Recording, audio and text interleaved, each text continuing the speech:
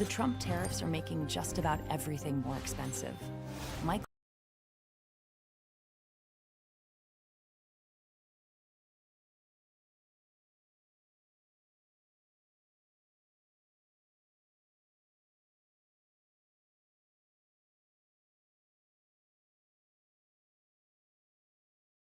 Okay, are we good? Okay, I think I got it. I think I got it right. I'm learning how to do this. So I'm using a multi-stream thing, and I'm using a multi-stream like outlet thing. So I forgot to pick the actual stream that I created. Okay, so we're good now. All right, cool. I was really confused for a second. What the fuck was going on? I was like, people are telling me I'm. Yeah, we're talking Eagles. We're good. We're good. So some of the shit that Patulo said the other day, okay? This shit, let me see if my chat thing works now.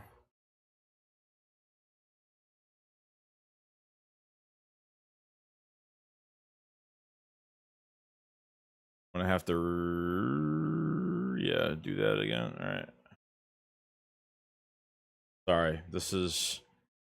It's all new to me, guys. This is why I am doing different things, and sometimes I make mistakes.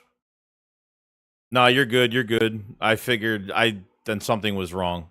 I didn't pick the exact stream, so my bad. All right, so we're gonna go into some of the shit that Patulo said the other day.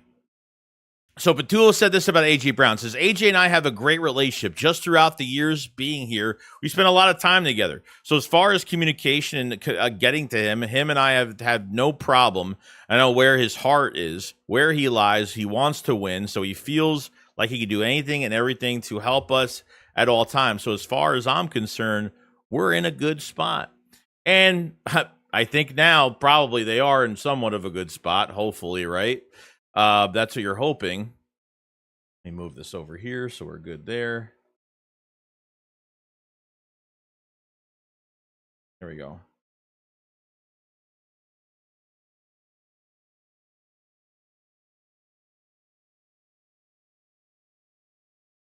All right. Well, let me say hi to everybody in the chat because I've been trying to fix this more to talk to everybody. So I hope everyone's doing well today. So we might be doing some different things. So I might have somebody with me on stream weekly starting next week. It's somebody you guys probably know. Maybe you don't know. He's not a content creator at all, but he used to be a long time ago. He had probably one of the biggest Eagles channels a long time ago, but he was struck down by YouTube, unfortunately. So we're gonna have a guest for a bit, hopefully soon. Let's see. Chris says Kevin Patulo reminds me of Chip in that respect. It's not my plays, it's the execution. I don't like that. My scheme over everything, bro. I mean, you're running on first, second down, 3rd and 15 down your end zone. I mean, you're fucking trying to get, you're just trying to make a run play for punt. I mean, there was some route concepts that were kind of crazy, bro. Some of them where, like, the receivers, I'm not even kidding, the receivers are, like, running, 10 yards? Barely even that.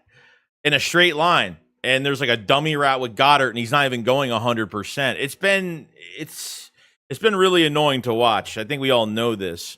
It's week 5. You know what I mean? It's already week 5. And the one thing you really don't want to fuck with this week, and I don't care, don't be cocky about Denver. Don't be cocky about the Giants, the Vikings, the next few weeks. Like, you can't really be cocky about it. Okay? Denver, leads the league in sacks with 15 sacks. Okay? 41 QB hits, a pressure rate of 47.1%. Okay? And Bo Nix, not a bad quarterback. This is a team that you got to be careful. Like I said, the Eagles can't get away with this shit anymore. They're not going to get away with, being conservative and just taking the abuse in an entire half. I can't believe that the Eagles are actually trying to chew clock away. Okay, you're not trying to make plays. I mean, look, if they wasted 4 to 5 minutes in that third quarter against Tampa Bay and they scored and they had about 30 points on Tampa Bay's head, and then they want to maybe not go as crazy, maybe that would have been fine. But 24-3, 24-6, whatever it was, okay, you're not telling me right now that was you think you're in a safe zone of play. You know, you're not safe with that lead. I mean, come on now. Telling you, we're due a loss really soon. And it might be funny, but the Vikings and Carson Wentz could probably get it done. I'm telling you. I'm telling you.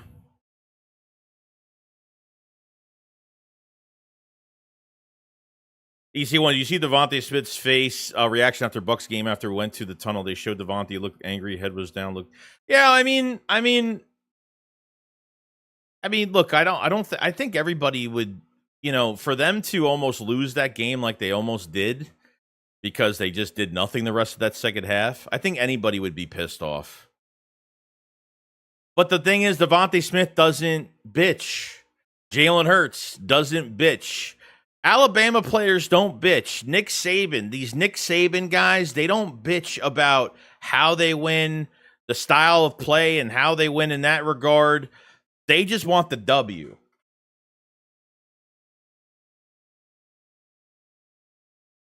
They just want the W. That's all they care about. They don't care about anything else. Nothing else. What's up, James? Logan said we'll go 8-0 before the bye week. Yeah, I mean, that's the plan. You got through your hardest part of the schedule. This was your hardest part of the schedule. I'm not even kidding. How many times I talk about it through training camp, I'm like, they better be ready because, you got a new coordinator. Your fucking starters haven't played a full game in months, and they haven't played in preseason together. Like, this is going to be kind of fucking crazy. It's going to be nuts. But they got through it. I mean, I thought they would have at least been 3-1 after, weeks 2 to 4 was my big worry. KC, the Rams, and obviously going to Tampa Bay. That's not easy to do. Not easy at all. Recently, Landon Dickerson is not playing up to his Pro Bowl talent. If injured, he needs to rest and play next. Let me tell you something. He's already given up a few pressures. He's already given up how many sacks? Like Dickerson's already given up, I think, 5 sacks already this year. 4 sacks. I mean, I'm trying to remember. I'm trying to find the actual. I want to find this really quick because I think this is really important. If you look at Landon Dickerson's, I'm trying to find it here. Where is it? No, that's not it. Landon Dickerson's pass blocking grades, okay, from week 1 to week 4. Week 1, 39.9. Week 2, 56.1. Week 3, 47.5. Week 4, 40.5. Okay. They are as bad as what he did in 2023. That's how bad it is. And these guys are going to get more injured because these defenses know when to rush because of how they know what's coming every single time. So if you're not keeping the defense on their heels and you're being predictable almost every time, they know when to rush. They know what you're doing the rest of that second half in that Tampa Bay game. These guys are going to get hurt, unfortunately. And it's not good, man. It's really not good. Like I was after that first series, after they ran twice and then passed it on third down, I was like, there is no fucking way that they're going back to this again. There's no way they're going back to this shit again. I mean, I'm just like, it's crazy shit, dude. Something I don't want to see at all, but Lord, what's going on, buddy? And by the way, let me fix this. If I could do it, let me do it here. Hold on.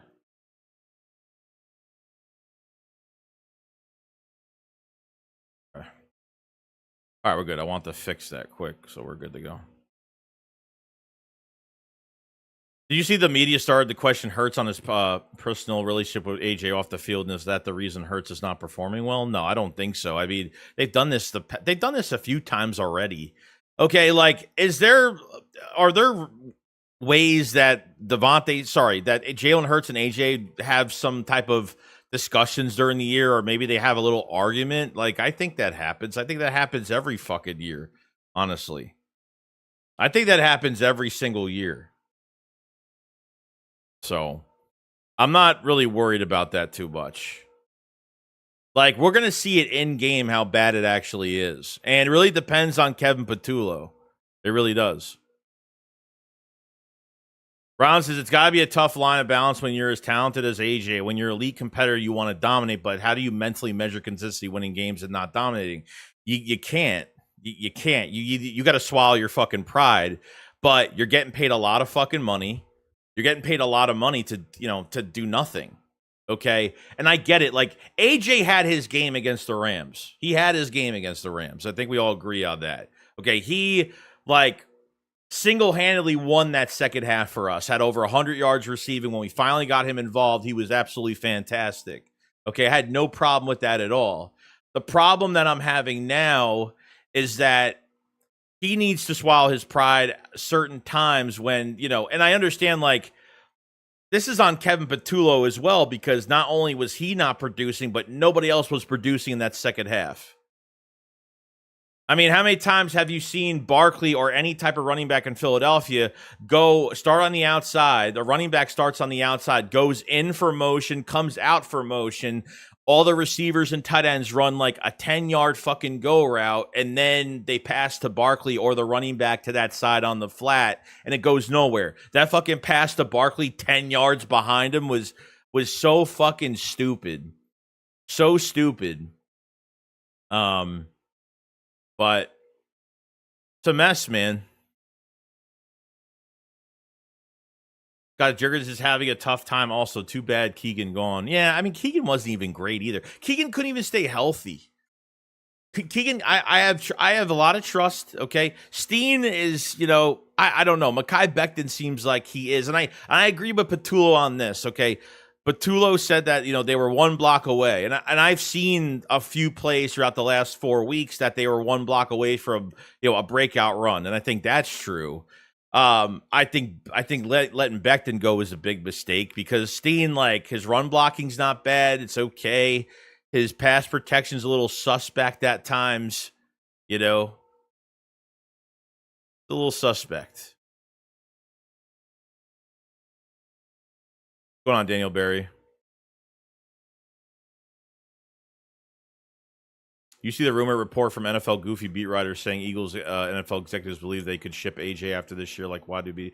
Yeah, well, it's because they want traffic. Because they know Eagle fans are a really good.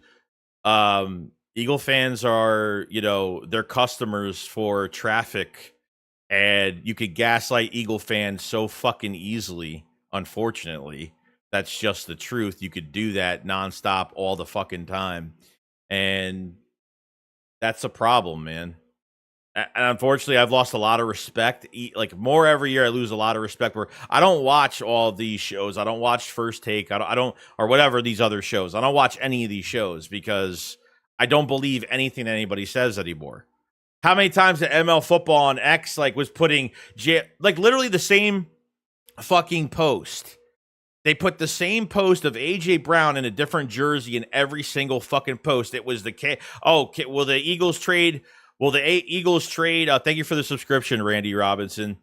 Will the Eagles trade AJ to the fucking Chargers? Is it KC? It was just, you know what I mean? It was like non-fucking stop.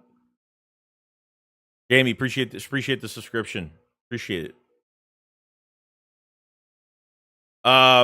Lord said, don't forget the second round of orders are up. But yeah, make sure you guys order your Super Bowl rings, by the way.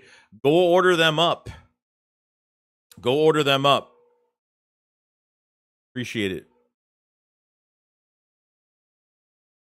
Shakedown rings are still available right now, and we have some new stuff coming out in another day or two that I think you guys are going to like as well, so definitely check that stuff out. Link in the description for pretty much everything Shakedown related. Let's see. Parterfly says, bro, Barkley banged his knee up on that one run and then run him again, infuriated. Oh, yeah. When I thought he got hurt on that play, I thought Saquon actually got hurt.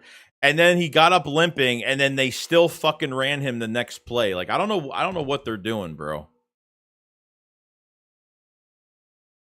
I don't know what they're doing. No idea.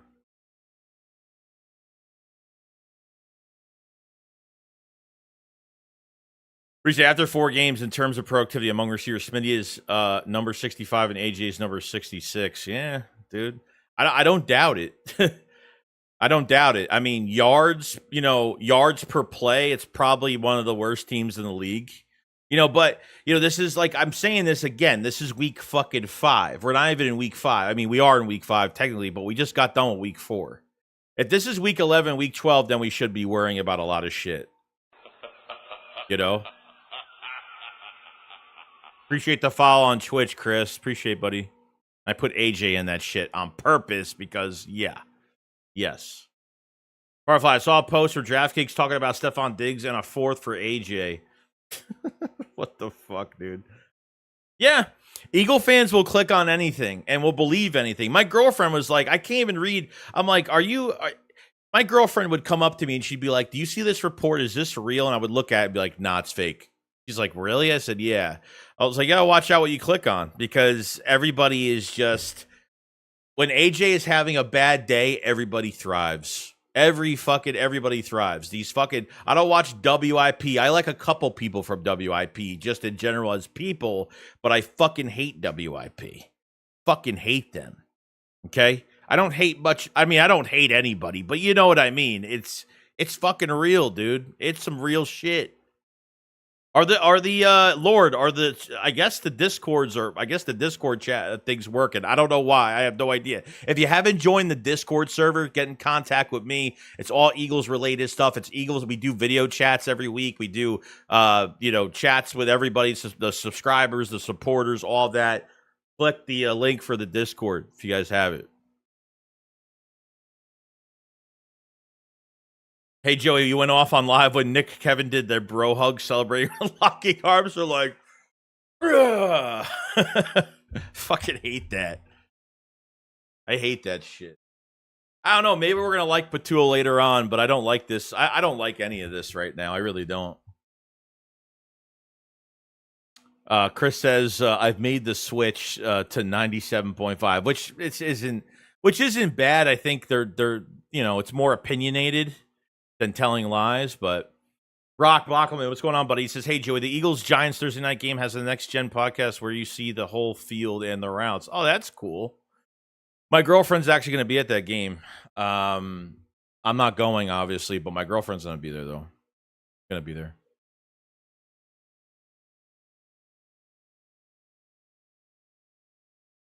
Ray says, I feel like this AJ to the Patriots thing is becoming a yearly routine. It is. Well, because the ex-coach to the Titans is there. I think like that's the only reason why. That comment, and we all know that he didn't want AJ to get traded. That GM came in and fucking traded AJ Brown to the Eagles, and nobody wanted that to happen. Steven Seth, what's going on, buddy? He says, Joey, love everything you do for the Eagles community. Your content is amazing. I appreciate it, Steven, so much, buddy. I appreciate it, man. I lost a lot of respect for content creators, for a lot of news outlets. I'm very real on anything. Okay, I'm very real on a lot of shit. This is why I don't work with a lot of people, because a lot of people do shit for fake bullshit, and I don't like it at all. I don't. I feel bad because a lot of people are believing things that people say, and people are brainwashed over it, and you know what I mean? I fucking hate it, bro. I hate it. I don't have the ins and outs of things. I don't do certain things that everyone else does, but at the end of the day, I'm giving you like a real opinion, and we kind of go through this whole thing together, and that's really all that matters, TW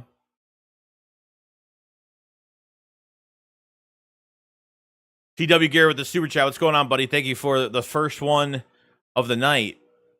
Says, only sports media I really watch anymore is Pat McAfee. And he's not really bad either. He's not really bad. But everybody takes this shit and fucking runs with it, bro. Fucking runs with it. Oops, wrong thing. Parts that people still don't understand that trading AJ would kill us. Yeah, that's what I'm saying. Like, people, like, everyone thinks that you could just trade anybody on a big contract. It's really hard to do that. And even if they tried to do that, it would take time. I mean, the Eagles already, I think the Eagles are still one of the top teams in dead cap. You won't believe it, but the Eagles are still one of the top teams. I think they're a top 5, top 7 team right now, still in owing dead cap right now over the past few years. You know what I mean? Yeah, Tom Grossi's awesome. I love Tom. Tom's awesome. I don't think of Tom as a news guy. Tom is like not a news guy. Tom is like, he's entertainment, obviously, but like he's true to his word and he makes shit funny. You know? Tom Grossi's a good dude. He's rated my stream. He's rated a few of my streams over the last few years. Great guy though. Never talked to him personally, but he seems like a nice guy. Derek AJ said today that this was home. I believe him. I believe it too. I believe it too. Okay, you end a game like you did against Tampa. He doesn't even talk to the media and then goes on social media. That's got to stop. Like, he already knows like what he's putting himself into. Like, swallow your pride, answer, be in an interview for 10, 15 minutes and go the fuck home.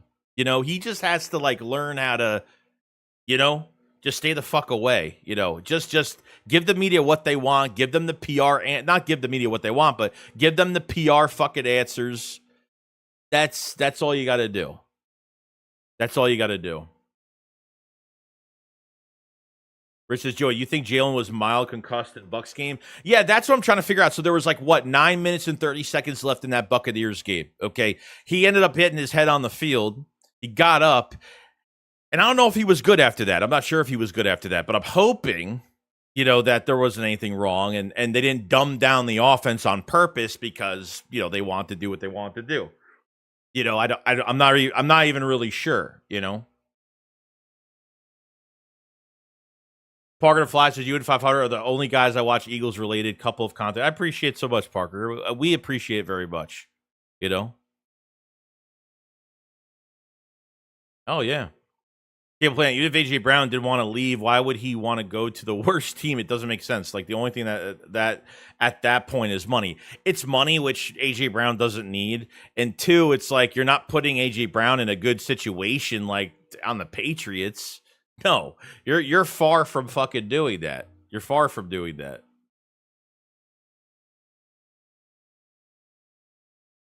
MBS says, people don't understand if we trade AJ, which we won't, we'll have $54 million against the cap. Howie is way too smart to do something like that. KP just needs to get last year's playbook from the vault. I mean, that's really it.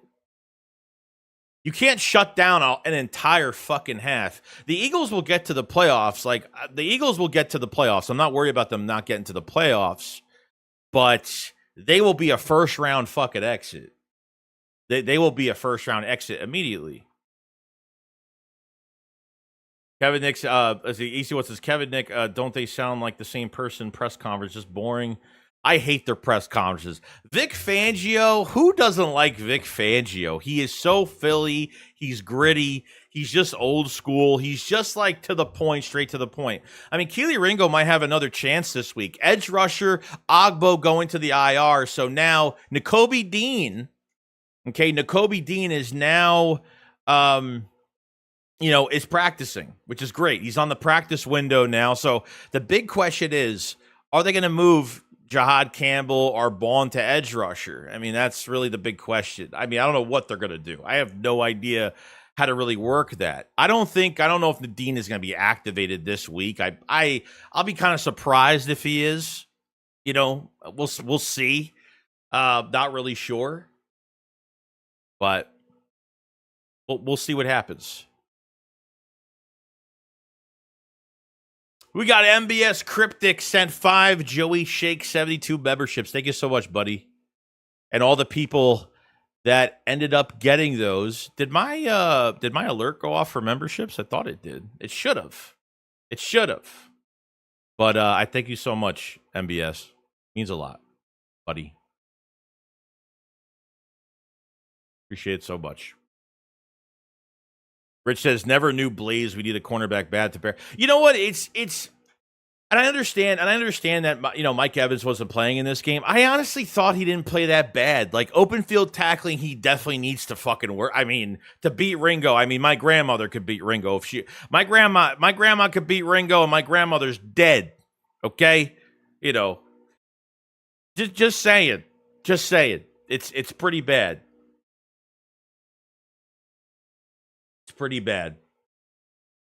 But other than that, I mean, he only gave up 2-3 passes. Not much, This next, well, though, someone mentioned a trap game. This next game could definitely be a trap game. This next game could completely be a trap game for the Eagles.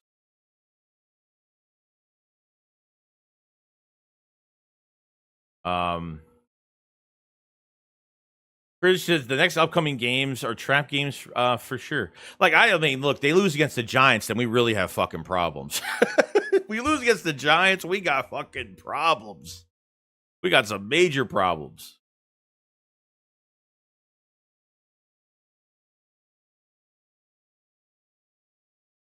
Aziz and APR got to play. We need to see adjustments made. KP needs to take advice from Vic on how to be an aggressive play caller type guy. Yeah, so they get Ryland Jr. back for. We drafted him this past year. They end up getting rid of him, so they get him back. He did nothing this offseason. I mean, he didn't do much of anything. A guy had 17 sacks, 17 sacks with Virginia Tech last year. He was a 6th, 7th round pick for the Eagles this past year because I guess just from his metrics, his short arms. I mean, really, I think it just came down to his metrics, and no one really cared about his numbers too much. So Azeez Ojulari, I don't know why they haven't given him an opportunity. This is the first year. I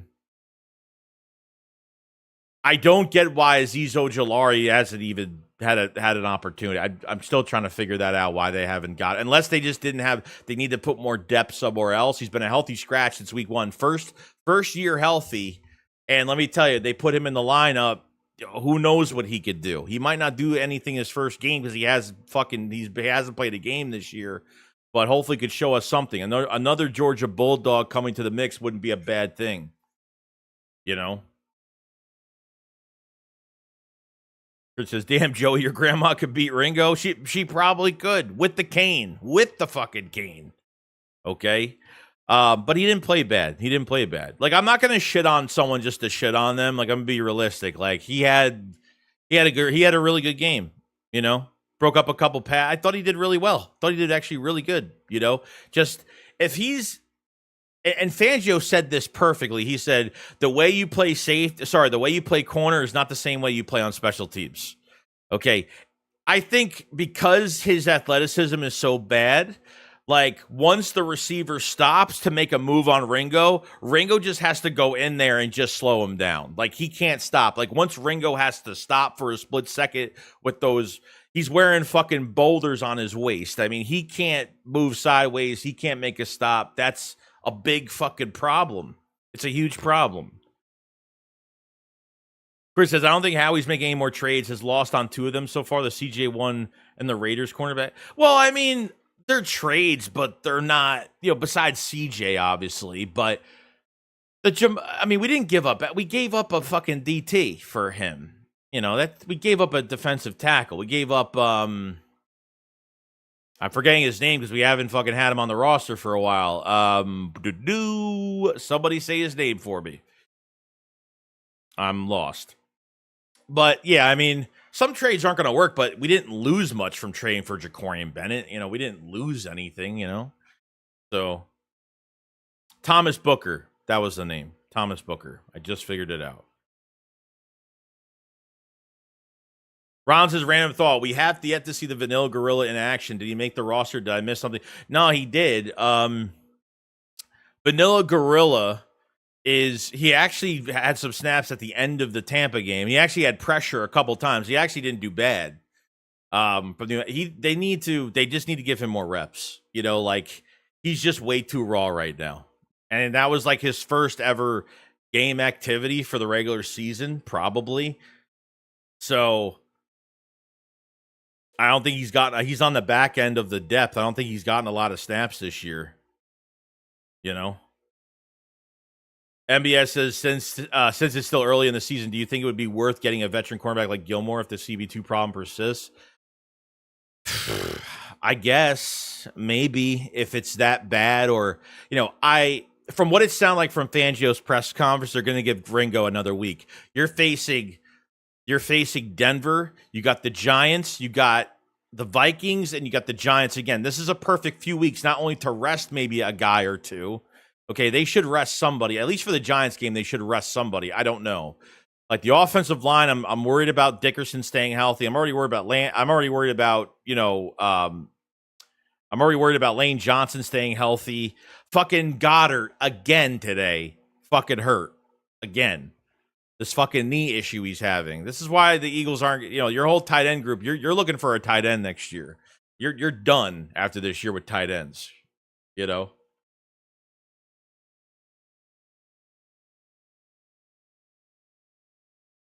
Like I said, worst trade so far, it's Tank Bigsby, 5-6 for a shitty return, man. He's a good running back. We better that trade, the problem with the Tanks Bigsby thing, it's not even just the special teams, some of the knuckleball fucking muffed kick returns that he did. But, I thought Will Shipley was going to be out 6 to 12 weeks. That was the report, that he was going to be out with this oblique injury, whatever it was, for a longer amount of time. They make the trade for Tank Bigsby, and they're doing nothing with him. I'm not really worried about them trading 6th and 7th round picks. They mostly almost get them all back. So I'm not really worried about giving away a 3rd rounder. Yeah, then I start to say, okay, what are you doing, bro? You can't do that shit. You can't do that. R says, do you think Howie is going to stop drafting 6'1 or 6'2 edge rushers? These guys are getting dominated by opposing tackles. Yeah, it's bad, dude. Jalix Hunt, where the fuck are you at, bro? Where are you at? No Ogbo, he's on the IR, torn tricep. Let's join the fucking torn tricep club. Nolan Smith, man, done a couple things against the run. He almost had a couple sacks this year. He got close to Dak Prescott on a play or two. I mean, this is a lot of pressure on an edge rusher that, I'm kind of surprised a little bit. I know it's still early in the season, but, Nolan Smith, you're not paying Nolan Smith after this year if this persists. Okay, you know who you're going to pay? You're going to pay Reed Blankenship, and you're going to fucking pay Jordan Davis. Jordan Davis is having a fucking year. He's having a fucking year, bro. He's on the roster this year. He's on the 5th-year option next year in 26. Jordan Davis, let me see. If Nolan Smith, if he can't get his numbers up, you're paying another DT. And he's not going to get what Carter's going to get. We all know that. What, 18 to 20 million tops, maybe? I mean, I think that's, Moro Jomo's having an okay year. Not bad. Should do better. Byron Young, I actually like in the rotation a lot. I think they just still need to just let him come along a little bit. Yeah, Kenyon Green was already gone. He was already gone. Yeah, they ended up I think releasing him, last week. And he signed with the Ravens. He worked out for the Ravens, I think signed with them. Chris says Mitchell has to shadow the rest of the way. Yeah, he does, unfortunately. You had a luxury with Slay and fucking Quinion had his best fucking game. His best fucking game. NFC Defensive Player of the fucking week, bro. NFC Defensive Player of the Week. Patrick Surtain put Quinion Mitchell on his top 5 list of the best cornerbacks in the league. The NFC in a nutshell, guys, I need to see down the road what the Lions look like even more, but let me tell you something. There is nobody else besides maybe the Lions. There is nobody else in the NFC that is scaring me right now. Nobody. Look at the fucking Packers, bro. Look at the last couple weeks. I know it's early in the season, but the Packers look god fucking awful, man. Every time they have short yardage, it's either penalties or they run a stupid pass play. They're horrible on short yardage. But to contend with the Cowboys, I mean, look, we only lost by a few points against the Cowboys, but to take that game to overtime, both their defenses are horrible. The Packers defense, horrible. Okay? Just bad. Bad play. Brian said Morrow is coming along nicely, though. I like it. And Davis also interior D-line is good. Yeah, I agree. Mechie's had a couple catches, but he's a backup. You're not expecting too much from him, Daniel. I mean, what do you expect? You can't expect that much. You know what I mean? How much can you really expect? Kenny G, though, we could just bring him up for a second. Yeah, he's playing well. He had 2 touchdowns last week. He's playing good. He almost had he had about 100 yards rushing last week, on 19, 20 carries. But he's having a good year, man. Good for him. No, the Eagles weren't going to pay Gainwell. They weren't even going to pay him, period. They're not paying any other running backs. They're not paying a dime to any other running backs. They're getting some guys in good rotation, and that's it. R Sports, if Howie doesn't make a trade, do you think Vic might experiment with Gabe Hall on the edge? Yeah, I mean, they could. They could. I'm not sure which ones can play both, outside and inside. But then you got to worry about Dean coming back now. Okay, so if Dean is active for this game, whether it's this week or next week, what do you do with Jahad Campbell? What do you do with Zach Bond? I would feel more comfortable putting Zach Bond on the edge, not entirely. I don't want to waste Zach Bond on the edge because we need him as a linebacker. We need him in coverage. You know what I mean? Racing the Packers remind me of last year's Saints, how it started out as a juggernaut team that had a major collapse. Yeah, the first few weeks, I mean, they scored the last 2 weeks before they faced us last year, they scored like over 40 points, I think, both games, I think. Like they had them as Super Bowl contenders, bro, early in the season. And then it was a dogfight with the Eagles. It was a dogfight. Once we got that running game going with Saquon, boom, we won that fucking game. Our biggest problem early last year, was that we weren't running the ball enough. We weren't running the ball enough, and look what happened. Yeah, Dotson's a number 3. I mean, he's on a contract year. He's trying to make his money. And unfortunately, it just sucks that you're 4-0 and we're having like problems that should not fucking happen. You're 4-0. I've never seen a team that was 4-0, and AJ Brown is like having probably the worst year of his career right now, as of right now. And that kind of, bothers me a little bit.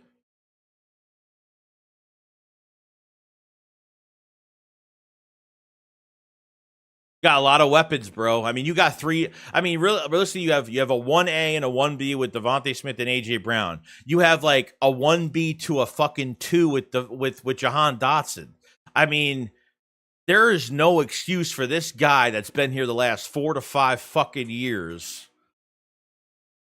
Like these press conferences, I can't stand. He thinks he's a Mr. fucking know-it-all. Like you're a brand new fucking coordinator. You've been a passing. The number one thing that your job title the last few years was passing game coordinator. Passing game coordinator. And you help me out here. I went into this season say, okay, I think the main issue that Patulo is going to have is the run game. Was I fucking wrong on that?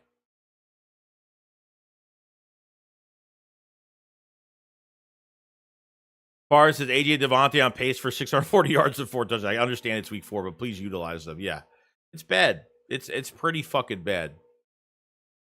That's a KP does piss me off. His face is punchable. That's what I'll say. It is. It's a little annoying. It's a little bit annoying. Crank Cleveland says AJ was right. Defense and special teams have been carrying them past few weeks. No, they have. The defense has 100%. But Kevin Patulo putting all the pressure on this defense because you just want to like conserve your fucking offense the entire half. Come on, bro. That's just not right. It's not fucking right. There's a trade for Jair Alexander since Ravens may not be doing anything this year. Yeah, I don't know. I'm looking at Miami. Miami's got a nice edge rusher. I mean, a nice rotational guy, and fuck's his name? Well, they have Chop Robinson too. Chop Robinson's a rookie. They got Chop Robinson. They have the edge rusher that was from Denver. What's his fucking name? The guy on Miami right now that came from Denver, that Chubb or Bradley Chubb. I think Bradley Chubb, that's his name. I think. I could be wrong. So we have to start looking at teams that are literally not that are not going to be in the playoffs. Obviously Miami is one of them, Sucks that it sucks that the Steelers are doing well right now. I mean, so far. Got a few weeks to see if they lose a few games, but I don't know. Daniel Sand, buddy, welcome to the camper tier, my friend. Thank you so much for joining it up and supporting. I thank you. I thank you so much, buddy. Chris says edge is a huge need. I'm talking about Myles Garrett, Crosby, or T. Walker, Aiden Hutchinson. I mean, bro, we have no apex predator on the fucking edge. Like we need like that Aiden Hutchinson type edge rusher. Like they're like one piece away. Like realistically, they're like one piece on that defensive line away. Like one piece. And Fangio said at the press conference the other day, it was like, well, we don't really. He says, I think we're okay right now. You know, and if Howie and he said this, he was like, if Howie feels like we're not, I guess, you know, he'll make a move if he wants to make a move. I mean, if you want to jump on Travon Walker that's got 2 more years left on his contract, you fucking jump on that shit. Honestly, guys, I want a fucking trophy. Like, at this point, like, that first round pick, if you have to get rid of it, I don't even give a fuck. Like, I would try to figure out, keep him for this year, next year, and try to figure out maybe another extension for a couple more years. I don't know. But Travon Walker, they need somebody. Nolan Smith is going to come back, and then he's not going to play for a few weeks, and he's got to fucking get it full pads on. He hasn't hit. He hasn't practiced in a while. It's just going to be like another – we have to wait and just – we don't have time to fucking wait. I mean, we do have a little bit of time because it's still early in the season, you know. You know what I mean? Brad says, what do you think about Michael Clay so far, Joey? Pretty solid, right? They were solid in the first half when the offense was playing well. And then they gave up 2 really big runs. The special teams gave up 2 really big runs in that second half. The offense falls apart because they're playing conservative on purpose, because that's what Kevin Patulo is making them do. And then it leaks onto the special teams. Like, Makuba has to turn his head for a split second and get that fucking pick that was thrown to Ibuka behind the fucking defense. Like, all Makuba had to do was turn his fucking head.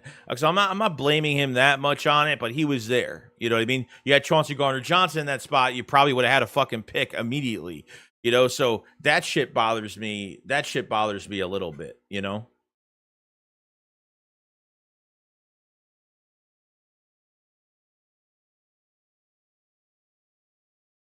MBS says we definitely need a killer off the edge with the Carter JD commanding the middle. It would open everything up for an elite edge rusher to have a 15-plus sack season. Yes. Yes. How many times? Eagles get pressure up the middle. Quarterback runs outside, no containment, no smart rush on the edge, and there's a wide open fucking angle. Hate that shit. I hate it with everything.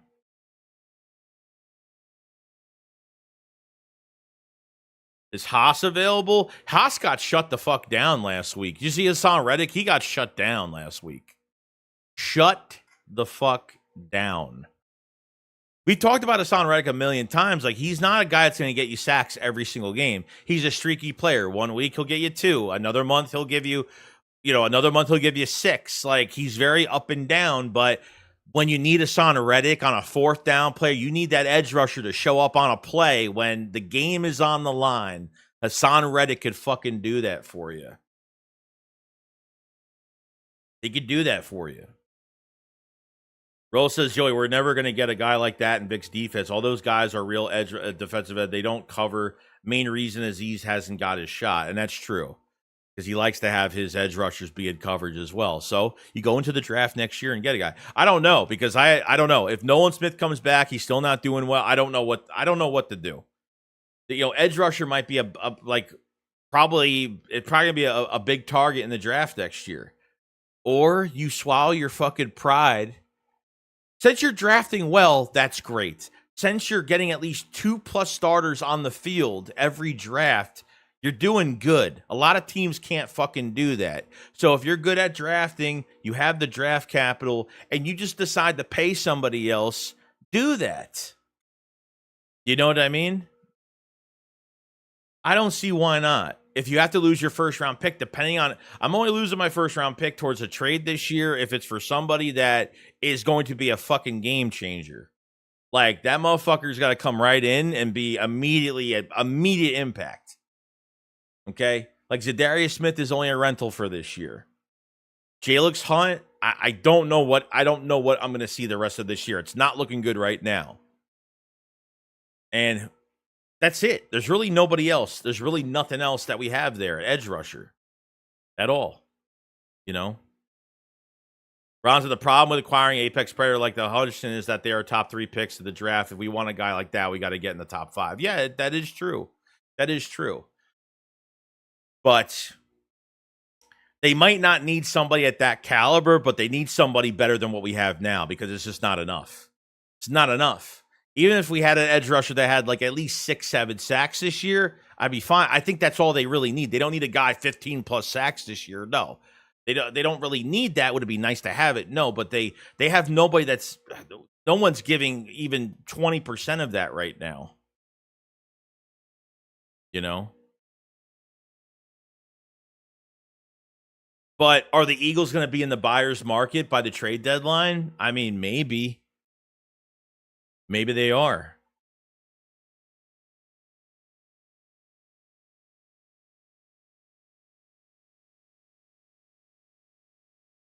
Faded Gaming, member for 11 months, man, of the Camp Counselor tier. Thank you so much, my friend. He says, yo, what's up, Joey? Really enjoying your content as I work a morning job. Your videos give me something to listen to while I'm working. You know, you're not the only person that said that. Those really early uploads, I appreciate very much, man. You know, if it helps you, you know, keep you a little bit busy before work, it's always a good thing. And, you know, the last thing we all want to do is wake up early for work. So I completely get that. 100%. 100%.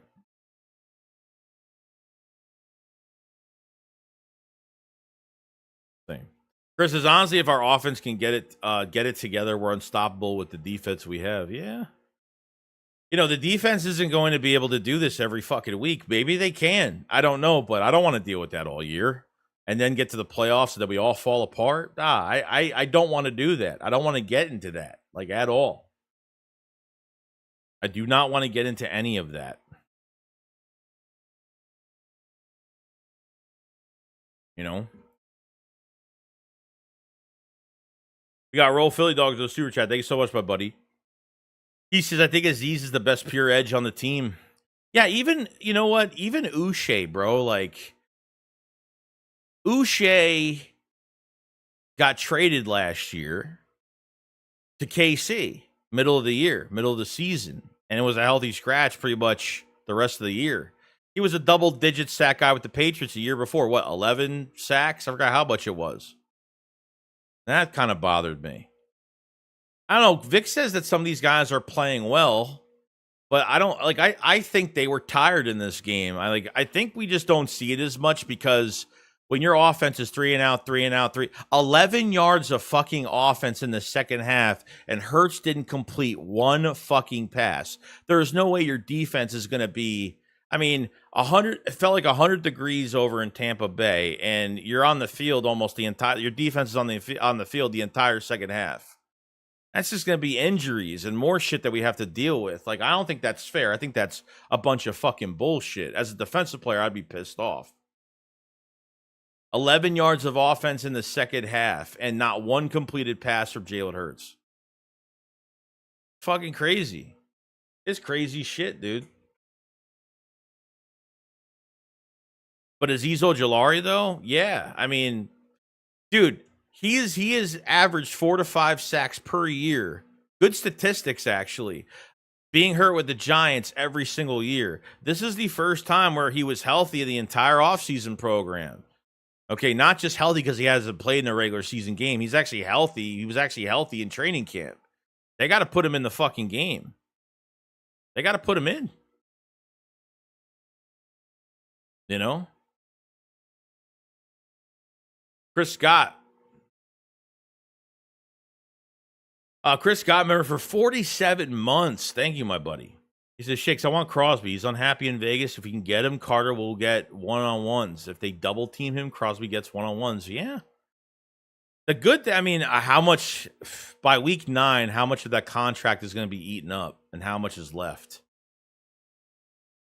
That's like the question. He got, what did he get? Like 40, was he the second highest paid? Is he the second highest paid or the highest paid edge rusher right now? He's over 40 million, isn't he? 40 million a year? I think. I could be wrong. Maybe. Yeah, Josh Sweat, yeah. Oh, dude, this was what it is, man. Like, the Eagles weren't going to pay any of these veterans leaving, you know? Look at fucking Isaiah Rodgers.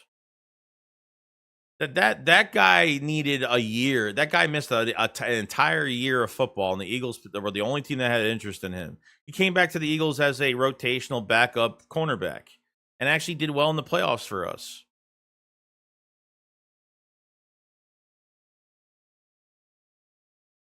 Oh, Watt's hot. Oh, yeah, I forgot about fucking TJ Watt. I forgot. I can't keep track sometimes. Sometimes I can't keep track of it. Low Rats is, let's see, Rat Company Joey says, I think Patulo is a genius. I think it's Sirianni who is sticking his nose in the game. That's what I think is happening. Last week, the Rams game, right? Somebody asked, did Patulo call plays in the second half? He said yes. So what does that mean? So Sirianni didn't say, oh, no, he called the entire game. Sirianni never said for that Rams post-game press conference that he called the entire game. Like, why wouldn't you correct that? Like, if someone said, you know, is Patulo calling plays in the entire game? Is Patulo calling plays in the second half of that Rams game? And he says yes. Why wouldn't he just say, oh, well, he's playing, you know, he called this entire game against the Rams. I'm telling you, bro, like, I'm just saying, like, this is like the fucking fourth time he's done this shit. The fourth time he's done this shit. Because after this year, if they don't win a bowl and just say, like, it ends fucking horribly, you better fucking hire a fucking coordinator. I would hire the guy from Miami, to be honest with you. I would hire him. Young fucking guy, could be here. I would hire the guy from Miami just because he's not going to be a head coach. You don't have to worry about him leaving. You fucking throw a lot of money at him. You let him come next year. I'm just speaking on terms even if, you know, do we win a Super Bowl? If we win the Super Bowl this year, okay, will we still have issues with Kevin Patulo? Like, could they have a sloppy year and still, like, win a championship and then we still, like, want him around? I don't know.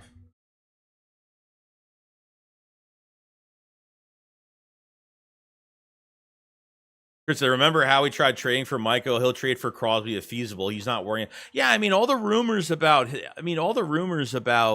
and these are not just third-party rumors about Micah Parsons. Like, the Eagles actually tried to get him.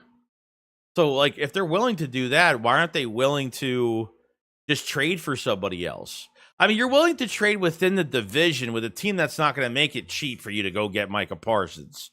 Why wouldn't you go outside the division and go get another fucking player? Is what I don't get. Like, if you want to get him right now, why didn't you know what I mean? Like, why did they just not pull the trigger on that? I don't know.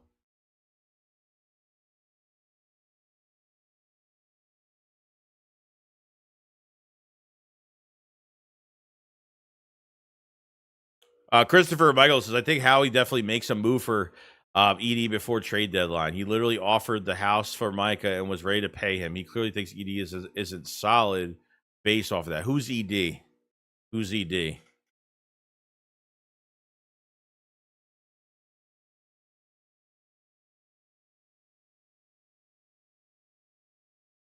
Who's ED? Just so I know. I might be having a brain fart here.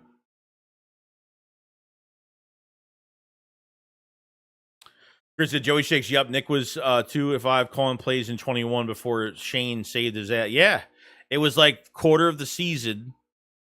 It was quarter of the season. Oh, an Edge. Okay, you're saying Edge. Okay, I thought you meant as in like that was a person's name. Okay. Oh no, Edge. Yeah, I would do it. I mean, look, at this point, like, I would just deal with CB2 the way it is, unless there's a veteran out there they want. Whether it's Gilmore, there's not much they could do. You're not making two trades. I think the defensive line needs a lot more help right now. You know, like I want to give Keely Ringo another week. Fangio kind of said he might have another shot this week. I saw some grit to Keely Ringo's game. I saw him I saw him pretty focused. I saw he looked good. Like he wasn't perfect and he wasn't bad. He was okay. He was solid. He was fine. You know?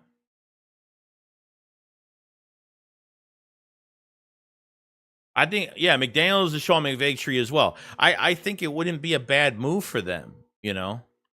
And plus, you want to get a coordinator that's already had a fucking head coaching job.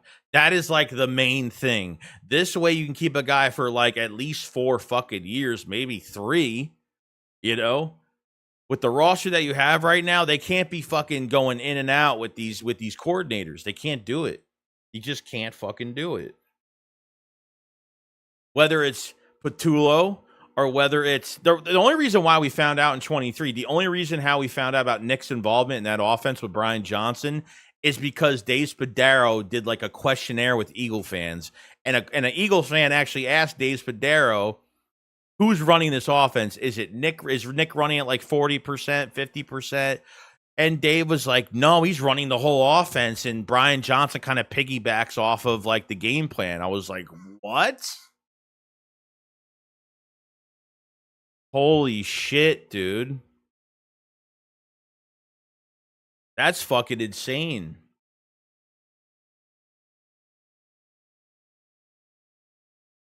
Yeah, so the problem really lies with our offense. It really does. Like, we're nitpicking, like, defense, edge rusher, corner, but they're saving us every fucking game. Like, every game. Offensively, like, offense should... We were worried about the defense more this year than the offense. And realistically, we weren't even thinking about Patulo until, like, we said, we'll worry about Patulo later. We'll worry about Patulo later when the season starts, you know. But I really wasn't even that worried about Patulo too much. That we would get into this fucking... Like, I'm telling you, Jeffrey Lurie better, you know, he better set the record straight on what's going on in Philadelphia with this play calling, because this shit is not fucking good. It's not good. Dan said our D really needs a huge bump right now. We need a damn play caller. We really do, bro. If Nick has anything to do with this play calling, I'm telling you, like, I don't even know. I don't know why he would get involved in this shit again.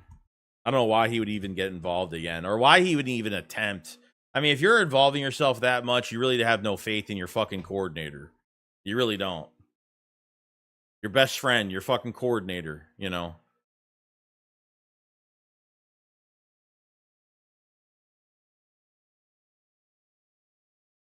Krista, if you have pressure from the line, then I think you could survive with Ringo at CB2. He looked better than Adore. He did. He did. I'd give him another week, especially against you're facing Denver. You're facing Denver. You're facing the Vikings in Minnesota. You have the Giants on Thursday Night Football. Sorry, and you have the Giants on Thursday Night Football. I mean, sorry, you have the Giants again, not on Thursday night. The first game's on Thursday night, but you know what I mean. Overpay once, you find a good OC to keep him here. Yeah. Throw fucking money. I don't know why they didn't throw money. Look, it's going to take our last coordinator from last year, okay? It's going to take him like 3-4 years to even turn that fucking team around. The Saints, it's going to take forever. It's going to take a long time. He's already in a few-year hole with that team already. Yes, my thing is our secondary overall has been okay. Hasn't been bad. No. You're going to win some, lose some. Like, it's going to happen. Like, Eagle fans need to realize, like, your number 2 is not going to be as good as your number 1. And you're going to lose some. And partially, like, the pressure from your defensive line to the coverage is hand in hand. It's hand in hand. So there were some times in last game where I was like, man, like, they got to take Baker down. They almost did a few times. But this is the reason why, you know, Baker was getting some of these passes off, especially some of these short passes, these slants. And, you know, it's, you don't have pressure, like, that's going to happen. Can't blame your corner. I can't put the Jahad Campbell, the fucking, the touchdown, the Bucky Irving. I can't put that on Jahad Campbell. You're expecting a linebacker to cover a running back, like, for fucking 6 seconds. It's like, he's going to get beat. he's gonna get beat. There's no, you know, that's it. MBS says, I hate how predictable the offense is. Running on 1st and 10 and 3rd and long every single drive is going to kill the team in the long run. Yeah, it is. It is, bro. And you know what? Like, Barkley's not having the great year, not only just because of Kevin Patulo, but it's going to change because now the greatest thing you have right now is Barkley being the biggest decoy of that offense. And whether teams are going to sell out for him, what makes it so much easier for your offense to make the secondary, the defense worry about. Like the Rams, how many fucking, and that's in that first half, the Rams were playing close. They were playing in the box. They were playing close. They weren't playing far off at all. And the main reason for that was because the Eagles weren't throwing more than fucking 6-yard passes. Once they threw that one pass downfield and completed it, Rams started to move back, and it fucking opened the offense all the way. It opened up the offense just from that. Like, do not waste this fucking roster, bro. Do not waste the time you have with this fucking roster. There is not a lot of Saquon Barkleys that come through that fucking draft. There's not. And unfortunately, he wasted fucking 5 years with the Giants. Unfortunately. That's why I don't get these teams that draft running backs in the top 10. I don't get it. You draft a running back in the top 10, and they never get those guys involved.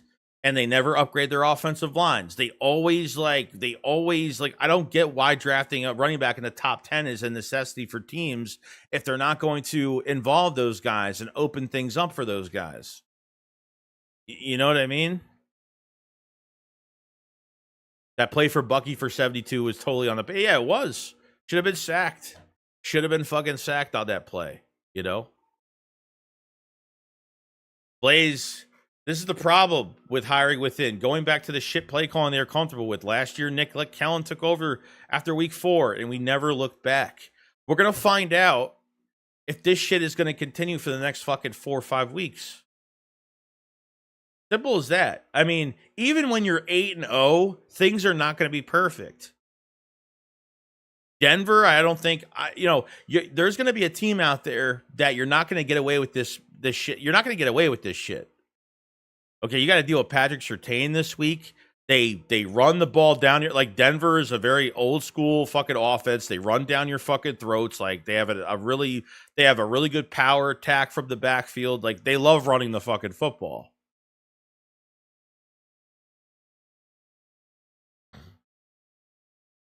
You know,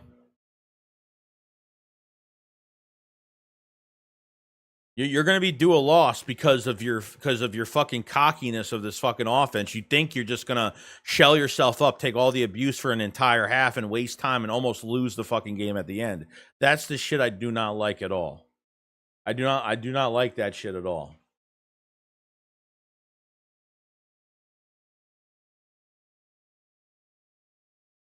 So that's why 2K rushers can never do it back-to-back. Defenses hone in on them all year. Yeah. How many yards does he have for the year? How many yards do they have for the year? Saquon saying. Or is it people act like they're calling it just reading plays from a book or they are listed? Yeah. I mean, Nick's fucking playbook. I don't know what it is. I don't know what it is. But it ain't looking good.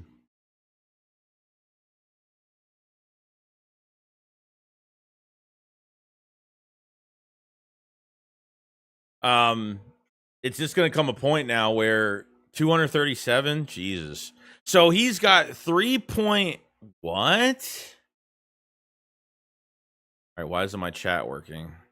Hold on. That's fucking nuts, bro. Or hold on. Oops.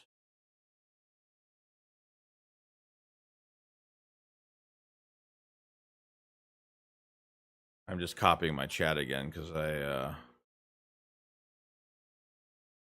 sorry. I had to re-put my chat thing quick. Okay.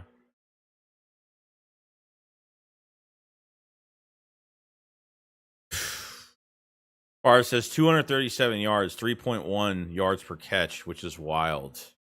Wow. Bro. I think he's averaging before contact. What is Saquon averaging before contact, bro? Like 2 yards? Like, it's not much. I know it's not much. And that's really fucking bad. That's really fucking bad.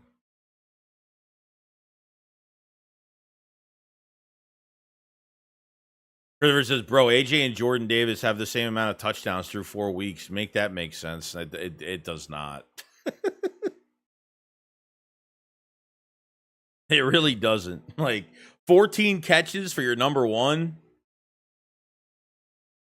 Yeah, I know Saquon Barkley. I know Saquon Barkley before contact, he has like a yard. I'm not even kidding. It's that bad. This inside zone fucking bullshit. No outside pitches. No check down. I mean, that first like guys, it's not like the Eagles are playing. The Eagles are 0-4 right now, and they literally haven't played good football yet. Like that second half to the Rams game to this first half of this Tampa Bay game, man, that looked good. Like, we know it's there. Like, we're not saying that it's disappeared, that we haven't even we don't know what this offense is capable of this year. Like, we've seen it in 2 fucking halves. Like, we know they could do it. But why are they strategically just calling it quits for a whole half just to waste time on the clock? You're telling me 24-6, 24-3. You feel like that's like a really good lead? That's not a good lead at all. Another touchdown, sure. Like I said, they should have wasted at least another 4 to 5 minutes. Another 4 to 5 minutes, and I think, okay, and I think they would have been a little bit better. Then I felt like they could have maybe wasted another 4 to 5 minutes on the clock, and maybe they could have winded down. And that's still too early. Maybe the fourth quarter start to wind down a little bit. That makes sense. But he said, it's just mind-boggling how the first half last week, play calling was methodical and had rhythm. The second half looked like a Pee-wee offense. Makes no sense. It looked like they were just trying to chew clock for an entire half. I don't know any team that fucking does that. I don't know any team that fucking does that. I really don't. I wish.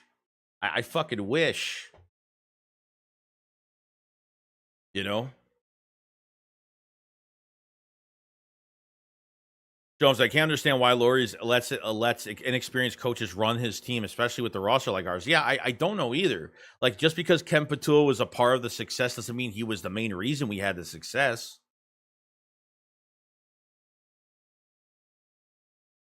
It is predictable. Did you see that video that came out literally what was it, last week?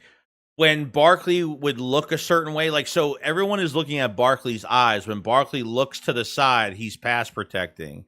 When Barkley is looking straight forward, he's running. Like, people are catching what Barkley is doing with his body and his facial expressions. Like, I'm not kidding. Like, they're finding this shit out, and there's no doubt in my mind that teams are using that shit.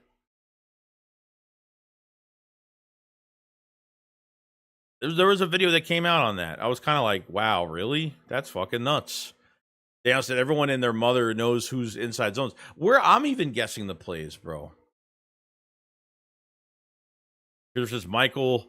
We're also way too predictable. I could call our pass based off the lineup. So what do you think that DC could see? He can see everything better than what we can. Chris says if they just did an RPO out of the formation, they could do some. Yeah, I mean, RPO, I mean, even some read options that looked really good too, which worked in that first half, which I really did like, you know? Get Barkley a visor. Yeah. Yeah. Barkley is making things, especially because of how predictable you are. Barkley is making things with his facial expressions, and he's making things way too obvious in what he's doing. R says, I think they can barely scrape by. It's enough team is too good. Yeah, I mean, scraping by a team, we've done that. We did that in 23, week after week after week after week. I have PTSD after that shit. Like, I am not falling for any of this shit right now. 4-0 is 4-0. That's great. We shouldn't bitch. We shouldn't complain. I get that 100%. But I'm not trying to just scrape by. You could have put up over 40 points on this fucking team last week. Like, you could have put up over 40 fucking points. You know what I mean? We got luck, man. We had luck. That Rams game, we had luck. When we went for it on 4th and 6 at our own 50 fucking yard line. I'm telling you, like, this is analytics, bro. This is analytical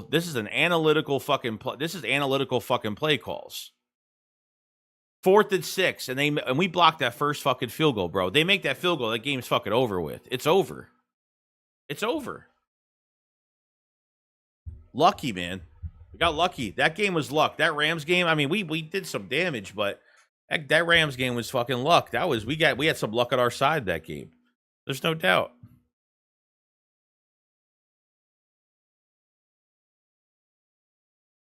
Let's see. For as the Eagles dubs are causing playbook derangement.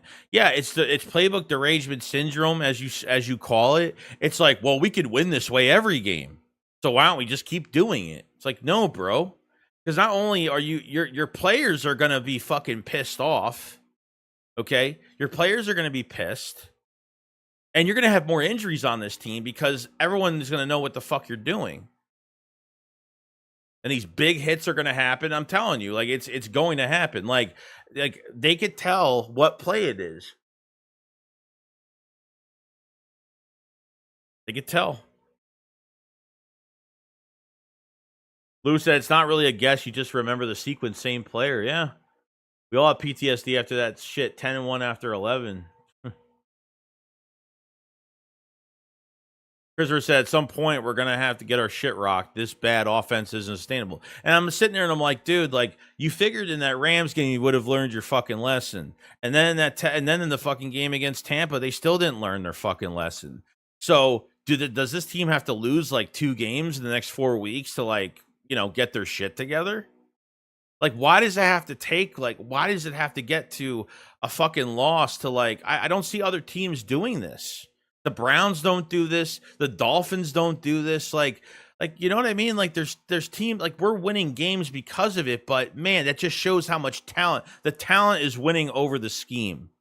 The talent is winning over the scheme. You don't have the talent you have in this building right now with this fucking predictable scheme. You're 0-4 right now. You're 0-4.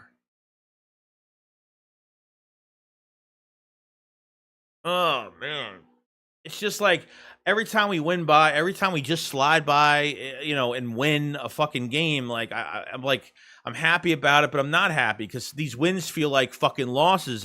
These wins feel like future disappointment. That's what they feel like. That's the fucking problem, you know? And then the AJ Brown shit happened. It was like on top of the fucking play calling and everything else. Now AJ's got to not come to the fucking press conference. And then he puts that tweet on Instagram. And that's just going to be the whole week. AJ is going to overshadow everything else that's more important to talk about because now it's all about AJ for the entire fucking week. That's the issue I'm having. And it sucks, dude. It sucks. I agree with that. It's like we were forcing zone runs to try to have a few 8+ minute drives, and they kept backfiring on us instead of burying them. Right. They're down by the red zone, and they're just running with Saquon sideways. They're just giving him the ball, and he's just trying to fall on the ground to stay in bounds. Like literally, they are doing this. They are literally doing that just to waste clock.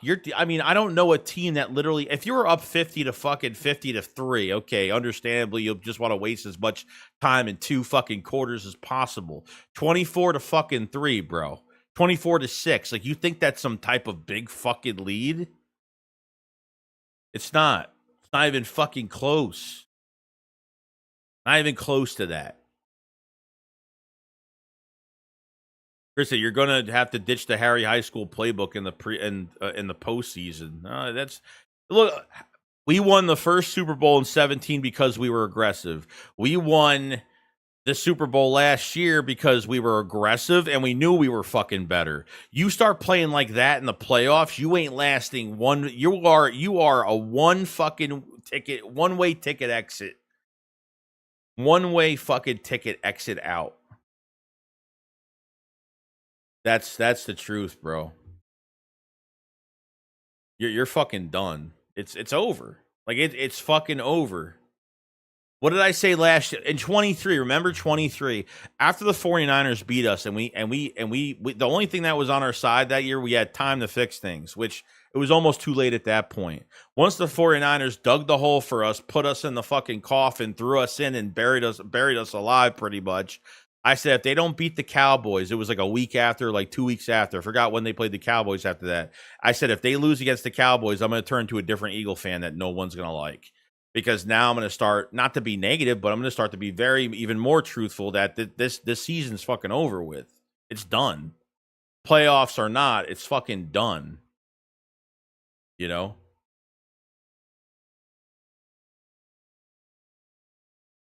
Daniel Sand said, people still saying all we do is win. My middle brother says that, and it pisses me off. Yeah, it's like, did you forget about 2023? You know, the only difference from 23 to obviously this season is that I think your defense is going to be okay. Like, the defense is going to have a good mindset. They're not going to give up because they gave up that year. And you switch coordinators on top of it from Sean Desai to Matt Patricia, so that didn't fucking help at all. Middle of the season. I mean, fucking stupid. Like, I don't know anybody that does that. Like, you change your whole defense middle of the season, you're fucking cooked. The mindset, the grit, the fucking sense of urgency was gone mentally from this defense in 23. With Vic Fangio, it's never going to happen. That is I was about to say that, Daniel. Our only saving grace is our defense right now. Regardless of CB2, regardless of edge rushers, those guys want to fucking play. And they're going to play good. But to put the defense in that situation where it's 3 and out, 3 and out, 3 and out, and you're keeping that defense on the field all fucking game, I don't think it's fucking right. I don't think it's right.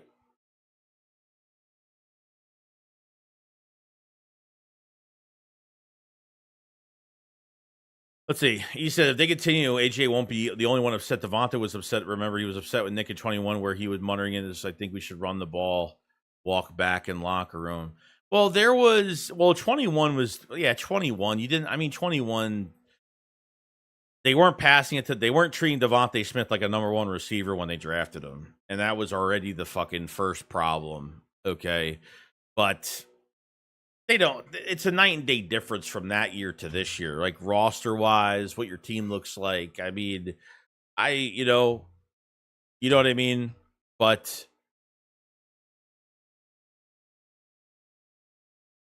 so we faced the Cowboys a week after that 49ers game in 23. Yeah. I gave it a week after that game. I was like, if they don't get their shit together versus the Cowboys, I'm like, I'm done.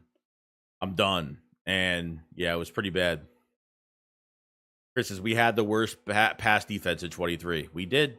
Critter says, absolutely. If we had the 23rd D, we'd be fucked at 0-4 right now. Thank God for Vic. That is true. So we better get our shit rolling. We better get our shit together because this is not going to work out for me. This is definitely not going to work out for me at all. Like, all I think about this week is, like, all I do is think about game day. I'm like, the guys are practicing all week. Like who's going to say, if AJ Brown is done saying shit, and I don't blame him for that, like, who's going to step up and say something? Like, who's going to step up and say something? Like, how long are you going to fucking wait? You know? Can't wait that long. Of course, it's so true, like you said, Joey. Regardless of CB2 and Edge, those motherfuckers are still feisty. It's crazy how good our D really is. It is. They're coached right. They're just coached right. And you have actual talent in that fucking defense. I mean, Quinyon Mitchell is a saving grace. Cooper DeJean is our saving grace. Jordan Davis is having a fantastic year. Jalen Carter, even playing on that bad shoulder, he came back and he took a few plays off. He came back in. You know, like, telling you, bro, it's you're trying to get better every week, and you're not looking better. I mean, I thought the offense looked better in this game when they in the first half than they did in the second half of that Rams game. I think they looked way better. That's a good sign that we know that, like, they're showing us signs that they could run this off. This is an unstoppable fucking offense, because besides maybe the Lions, maybe there's nobody else in the NFC that's a fucking threat at all. Nobody else is a fucking threat. I know we haven't played Washington yet, and, you know, they've already, you know, they just lost last week because they didn't have fucking Jaden Daniels, no Terry McLaurin. I get that, but, you know. Miles says, could you imagine how scary our offense would be if we had an OC for the offense, like how the defense has a Vic? I know. We got to stop letting these guys walk out the fucking door. Tired of it, man. I'm tired of this shit every fucking year. And if this doesn't work, we got to bring in another coordinator next year.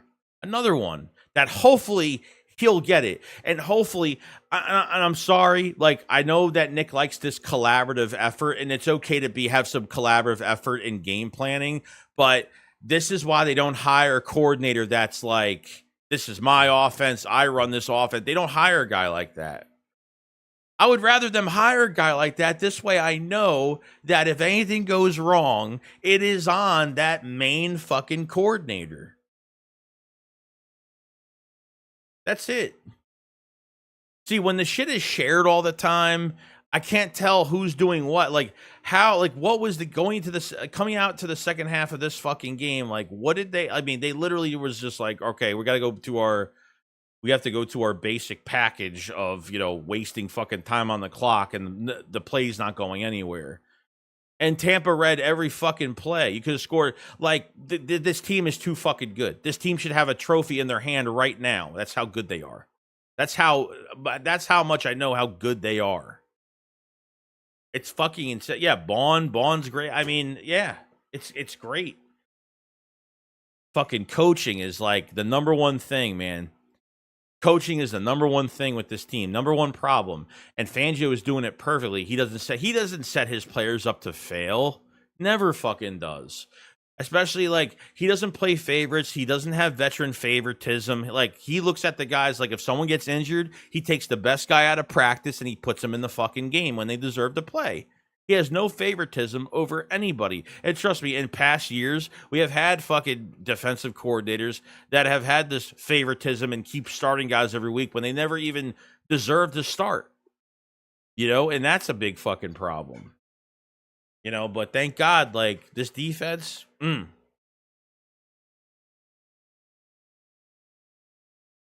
calling plays like playing jazz. You have to feel the music. Yeah.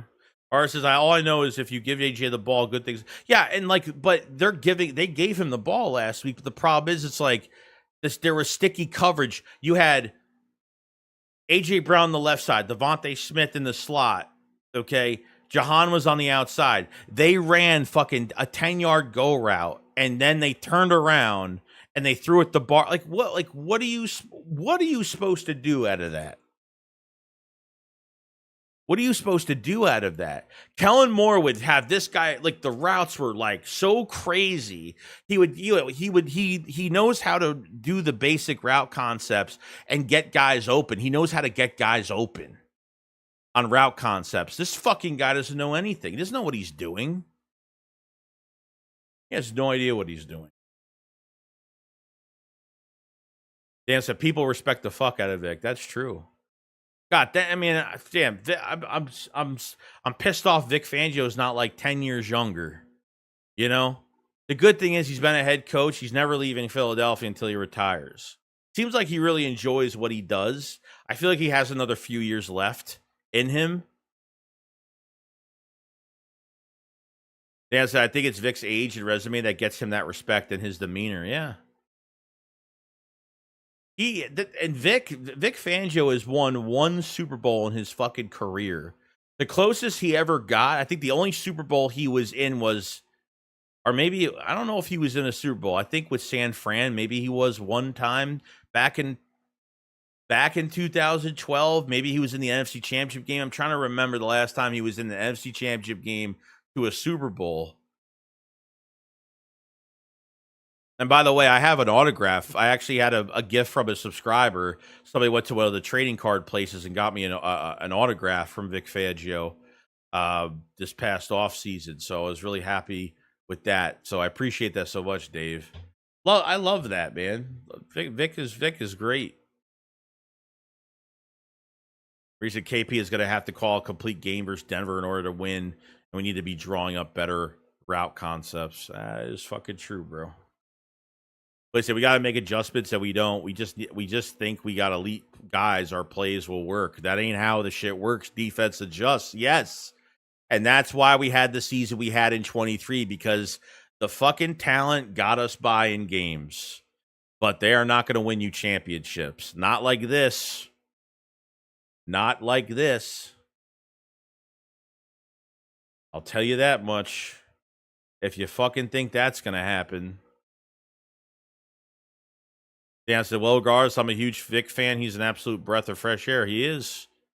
And he's just like so down to earth that he's so like just, he's been in this shit for so long. He doesn't hide anything. He's, you know, he's a class act. He's a Philly class act, you know, and that's it. He's a true Philly guy that understands every fucking thing, you know.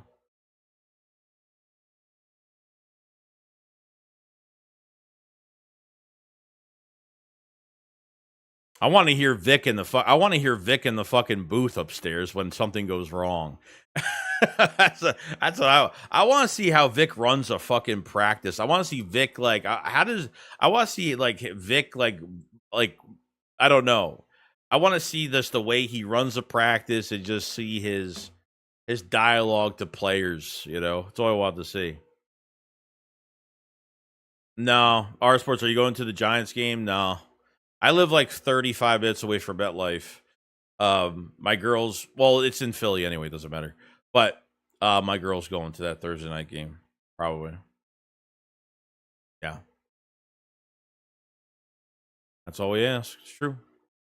Because it feels like we're just hitting fast forward on the season, trying to get to the Super Bowl by making these games as short as possible. Yeah, I don't get what they're fucking doing. Every week, this is what you're gonna do.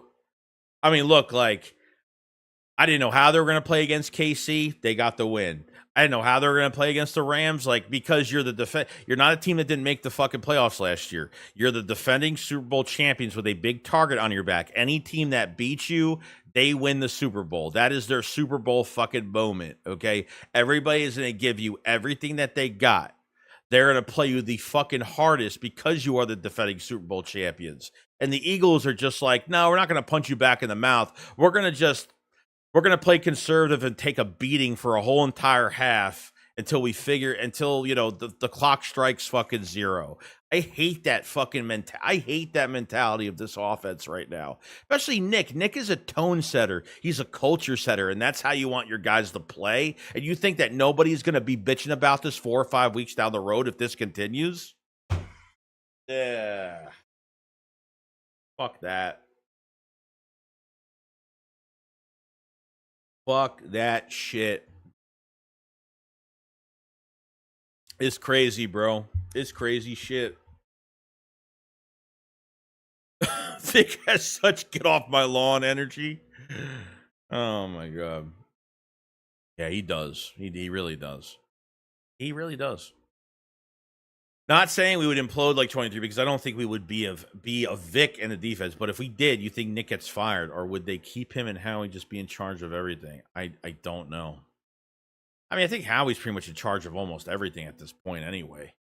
I mean, what is Nick really in charge of? He's just in charge of keeping the guys mentally on this path. I mean, that's really it. I mean, Howie can't coach. So, you know, Howie makes the moves, and he does right for the roster of this team and tries to gives us the best roster on paper he can every offseason. And then the coaches have to you know, produce these guys and get them prepared for the regular season. Vic has Farmer with the shotgun energy from DBZ. Oh man. Yeah, it's gonna be interesting, guys. He made the KP pick this year. Who hired him? Nick did?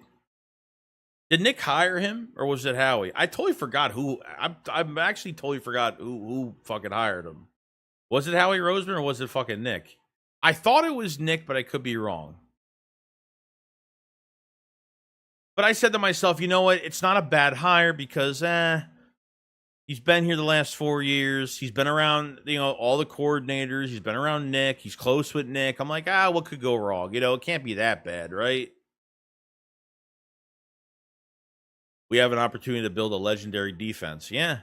Just like Seattle's defense, that lasted a few years, for a little bit.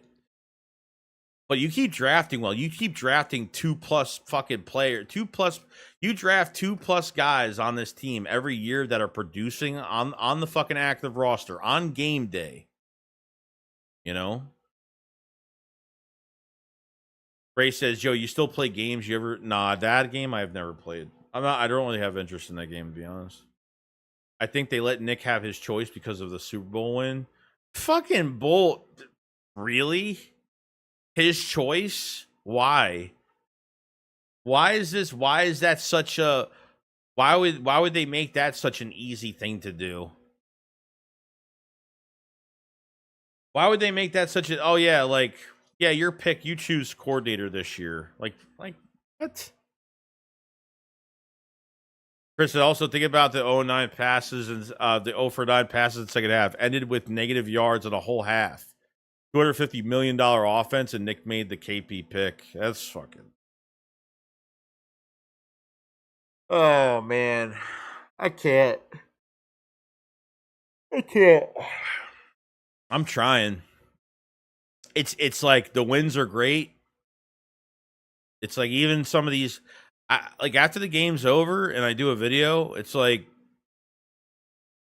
it's the same shit. Like I don't even talk about everything that happened in the game. I just talk about the same shit and give some examples of things that happened in the game. Like I can't even it's just it's very tiring, Yeah,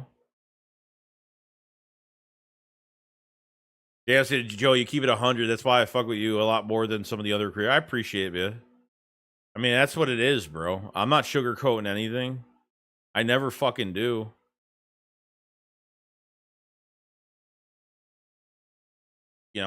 Some creators and some of these fucking news outlets, like that shit that was said this week about AJ Brown. I was like, people are taking this shit too seriously, or people just want some fucking viewership and some traffic to hit their fucking shit.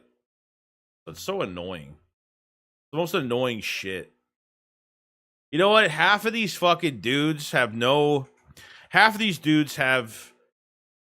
fucking balls to give their own opinion. Like there's dudes out there that like to state shit, but don't give their opinion on it because they're afraid to get backlash from it. And it's just like, it's such pussy shit.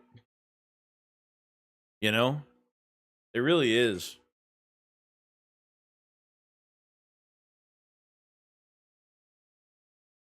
Like Doug Pearson hiring Mike Groh.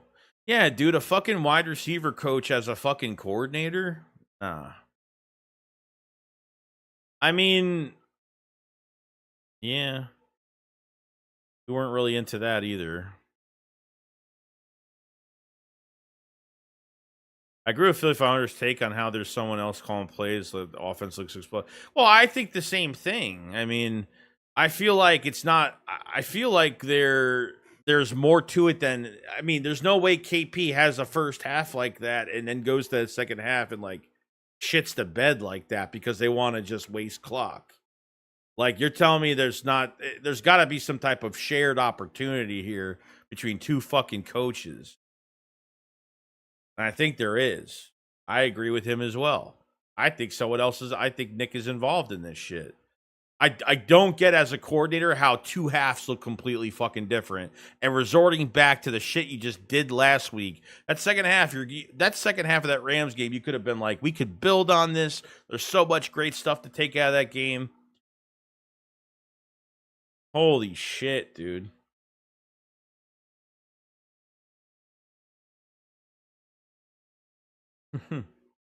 Press Taylor. Yeah, another one. Well, the Press Taylor thing wasn't gonna happen. I don't know. I think that's when Doug got fired. When Doug had his plan for OC and DCs and went to Jeffrey Lurie before 17. Or sorry, 16. No. Yeah, before 19, sorry. And that was it. Didn't like the future plan of what this coaching staff was gonna look like. They said Nick and KP don't call it like it is. No. I don't like their press conferences. I don't like how, and I get it. Like, I don't expect Nick to be like answer everything. But man, dude, like, you got fans out there that want to know, like, why? I mean, you're sitting there and you're telling me you think whatever's going on in that first half of that Rams game to the second half of this fucking Tampa game is just like their fucking game plan. That there's nothing wrong with that. Oh, we're 4-0. You know, it's like it's not enough, dude. Come on, Nick. You were here in 23. After 10 fucking wins, you fell apart. Like, what do you fucking mean? Nick is a waste of fucking time. Half the time I just read the fucking news of what he said on fucking Twitter. I don't even sit there and watch it. Fangio I'll watch the whole time, but this other shit? No. No fucking way, bro. I hate it. With a passion, I hate it. That's the truth.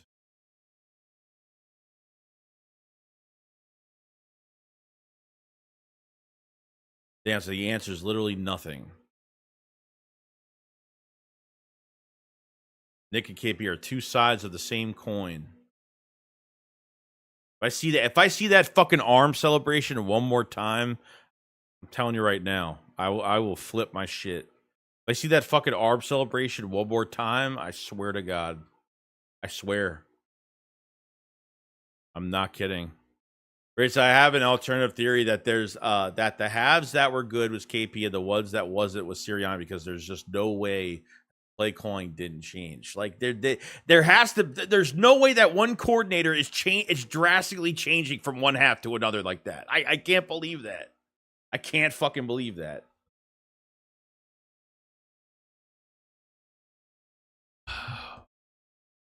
Can't believe it, man. I don't know. I don't know.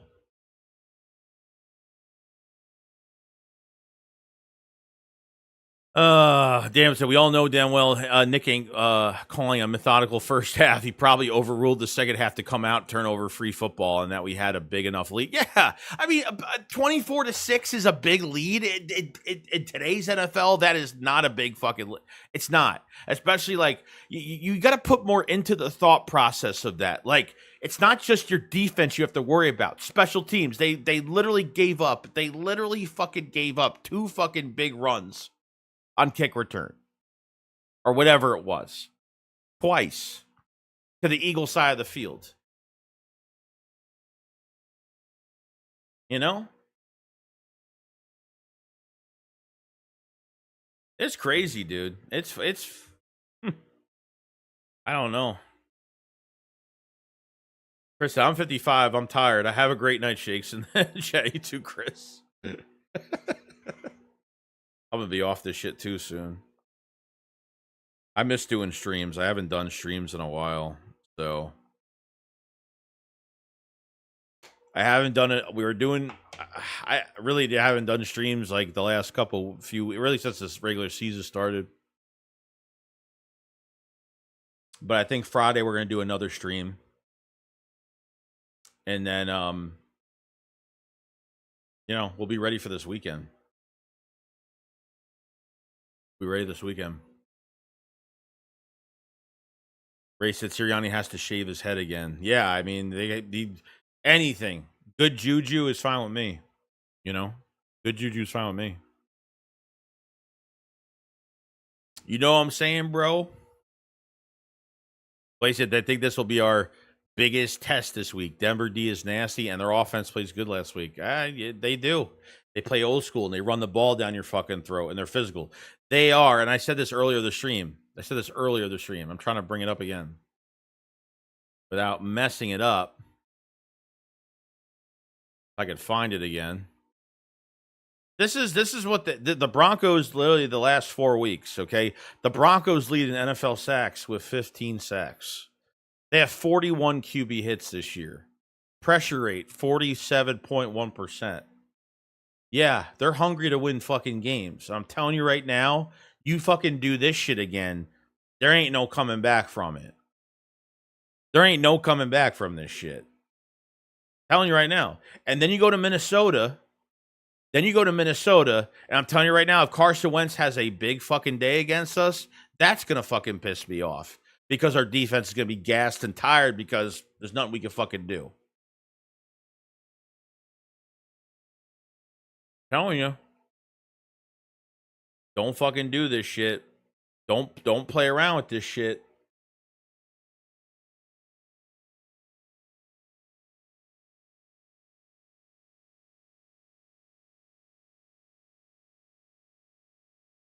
Trevor said, Joe, you need to talk to 500 about getting on the show with Cilio. You'd be good on there. No, I have no interest. Nah. I have no interest in going on Dan Cilio's show. And I'm glad I'm not worthy enough to be on the fucking show. I don't care about it. It's an entertainment show. That's all that is. There's not real football being talked about. It's just fucking entertainment. What everyone else does, what Philly does, or what Mark does in that channel is what they do. But it's literally just entertainment, and I have no interest in it. So I don't watch Mark Holmes. I don't care for Mark Holmes.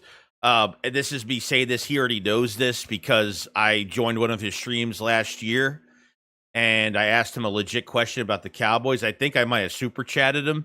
And he like made a big joke about me and didn't even like read the fucking message and didn't even answer like my true fucking question. So I'm very honest about it. And that's it. That's it. What people do on their channels is what they do on their channels. But am I a fan? Nah, not really. Don't really care. I got better shit to do in my day. So, if I'm going to be disrespected like that, asking a question, nah.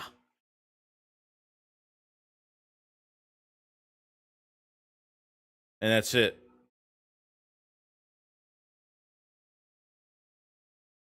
Ego is always the issue with coaches. Your players are ego-driven. As coaches, your players are ego-driven, and well, it becomes like piss test. Don't piss AJ off. He's a beast. River says, I'm going to have to go on his channel and talk major shit then, at least until he blocks me. Like, dude, like, it's like, they're probably look, there's probably guys, I'm talking about like even people that make content. Like, there are people that I really do respect. There are people that, like, my favorite content creator is not an Eagles content creator. You know what I mean? My favorite content creator is Bad Dog. I like Bad Dog a lot. And I usually watch his stuff. I know it's the Giants and stuff like that, but I have a good, you know, partially good relationship with him. I've known him for a lot of years since I really started back in 2016. But, you know, the respect is given. He gives respect back, but and that's it. You know what I mean? I just like, I have a very small circle. I really don't work with a lot of people, and there's a reason why I don't. And that's just it. But if I feel like I'm being, you know, disrespected, then I'm going to just treat people how they treat me, but I'm not verbally going to say anything, you know? I just give it back in silence, pretty much. Shit. I'm a man that don't give a fuck about nothing else but like very few things. And if I don't waste my time paying attention to shit that don't matter. So when people ask me why don't I do this or why don't I should go on this show, I have no fucking interest. Simple as that. That's it. You know, there's a lot of how do I say this?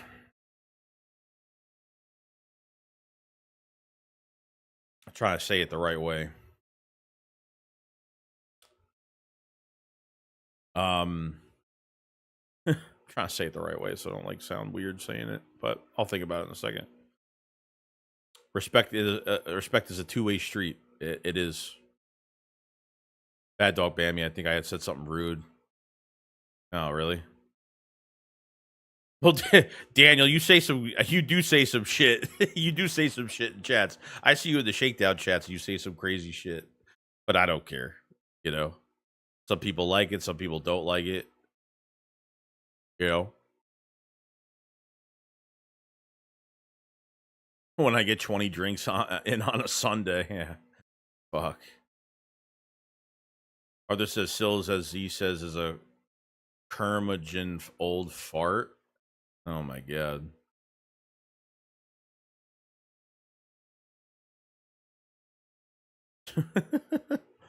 I just see you going back and forth with people all the time. I don't read everything, but to be banned, then you must have did something really bad then. So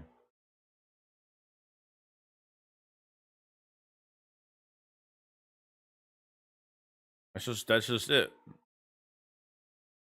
On a brighter side, cannot wait for the Halloween game. Oh, same. I want to do something for Halloween. The night before Halloween, I want to do something on the channel. I just don't know what yet.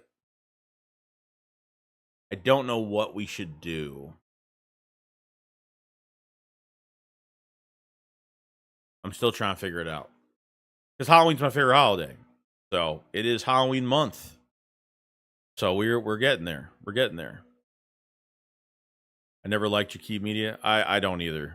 So I think the more I've been on. See, before I got on YouTube, I used to always listen to all these things, all these media outlets, and I used to believe a lot of shit that used to be said.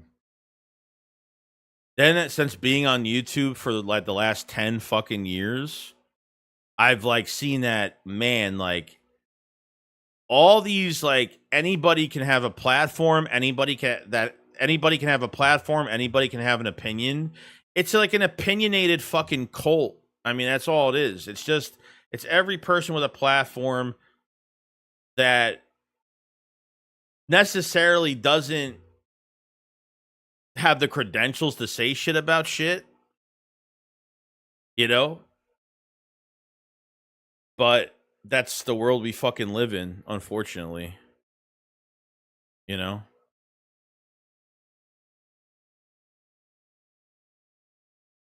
You're the horror movie king, Joey? I am. How many times do you think, respectfully, do we see Nick Kevin arm celebrating? All year. We're going to see it a lot of times. They're going to score a lot of points this year. We'll see it a lot. You know?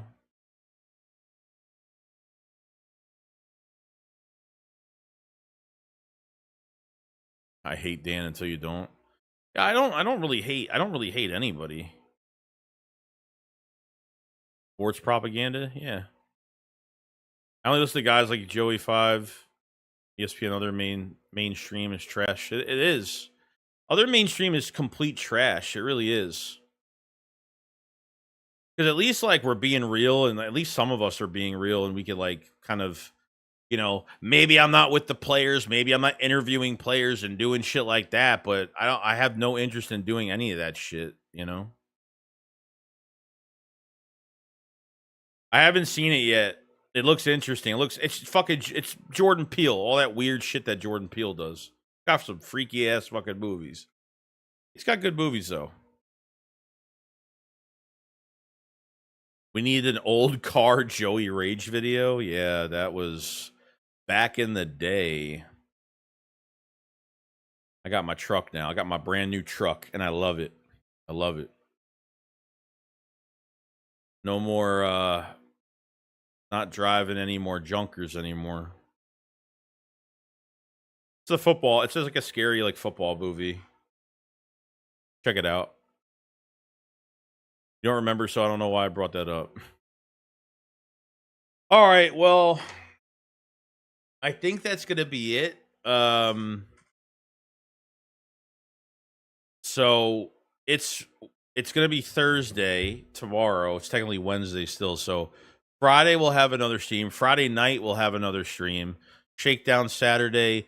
Guys, if you haven't checked out, we have some new stuff coming the next couple of days for the Philly Shakedown stuff. I advise everybody to go get a Super Bowl ring. Okay. Because they're selling like crazy. I mean, Philly and I aren't. I mean, realistically, we put these out because we just wanted people to have them. We're not making much on them at all. These are just literally just for people to have and to say, hey, if you need something that's cheap, that if you do break it, you're not gonna be pissed off at yourself for that.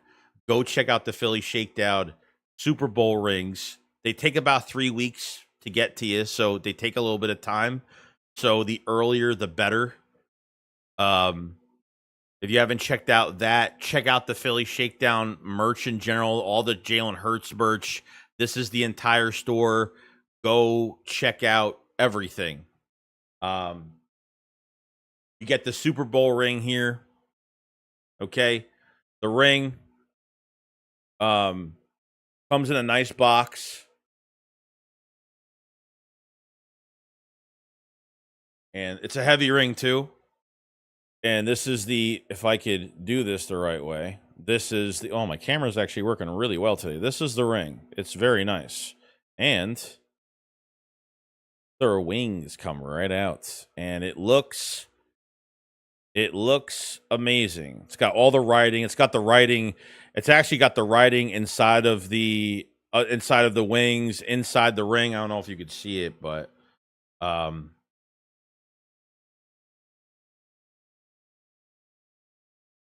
I don't know if you could see that. Hold on. See all the writing in there from the playoff games? Everything's in there. All the writing. There's Jalen Hurts. Here's the back. There's Jalen Hurts' signature on the back. You obviously have the Super Bowl side to it.